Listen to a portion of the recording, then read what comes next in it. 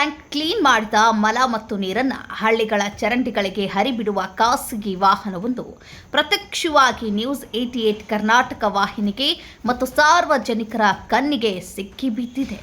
ಹೌದು, ಎಲ್ಲೆಡೆ ಸಾಂಕ್ರಾಮಿಕ ರೋಗಗಳೇ ಅತಿಯಾಗಿ ಜನ ಯಾತನೆ ಪಡುತ್ತಿರುವ ದಿನಗಳಲ್ಲಿ ಹುಬ್ಬಳ್ಳಿ ತಾಲೂಕು ನೂಲ್ವಿ ಗ್ರಾಮ ಪಂಚಾಯಿತಿ ವ್ಯಾಪ್ತಿಯ ರಸ್ತೆ ಪಕ್ಕದ ಚರಂಡಿಗಳಲ್ಲಿ PRK ಹೆಸರಿನ ಖಾಸಗಿ ಸೆಪ್ಟಿಕ್ ಟ್ಯಾಂಕ್ ಕ್ಲೀನಿಂಗ್ ವಾಹನ ಖಾಸಗಿ ಮನೆಗಳ ಶೌಚಾಲಯದ ಮಲ ತುಂಬಿಕೊಂಡು ಬಂದು ರಾಜಾರೋಷವಾಗಿ ಚರಂಡಿಗೆ ಹರಿಬಿಡುತ್ತಿದೆ.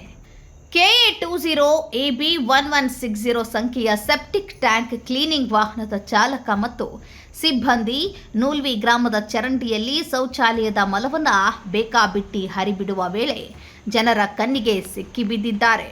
ನಿಯಮಾನುಸಾರ ಸೆಪ್ಟಿಕ್ ಟ್ಯಾಂಕ್ ತುಂಬಿಕೊಂಡ ಮಲವನ್ನು ಪ್ರತ್ಯೇಕ ಜಾಗದಲ್ಲಿ ಬಿಡಬೇಕು. ಆದರೆ ನಿತ್ಯ ಜನ ಓಡಾಡುವ ನಿವಾಸಿಗಳು ವಾಸಿಸುವ ಮನೆಯ ಚರಂಡಿಗೆ ಮಲ ಹರಿಬಿಡುತ್ತಿರುವುದು ಸಾರ್ವಜನಿಕರ ಆಕ್ರೋಶಕ್ಕೆ ಕಾರಣವಾಗಿದೆ. ಈ ಅವ್ಯವಸ್ಥೆಯನ್ನ ನೂಲ್ವಿ ಗ್ರಾಮ ಪಂಚಾಯಿತಿ ಅಭಿವೃದ್ಧಿ ಅಧಿಕಾರಿ ಲಕ್ಷ್ಮೀ ಕಾಳೆ ಅವರ ಗಮನಕ್ಕೂ ತರಲಾಗಿದ್ದು, ಸಂಬಂಧಪಟ್ಟ ಗ್ರಾಮೀಣ ಪೊಲೀಸ್ ಅಧಿಕಾರಿಗಳು, RTO ಅಧಿಕಾರಿಗಳು ಈ ವಾಹನದ ಬಗ್ಗೆ ಕ್ರಮ ಕೈಗೊಳ್ಳುವಂತೆ ಜನರಿಂದ ಒತ್ತಾಯ ಕೇಳಿ ಬಂದಿದೆ.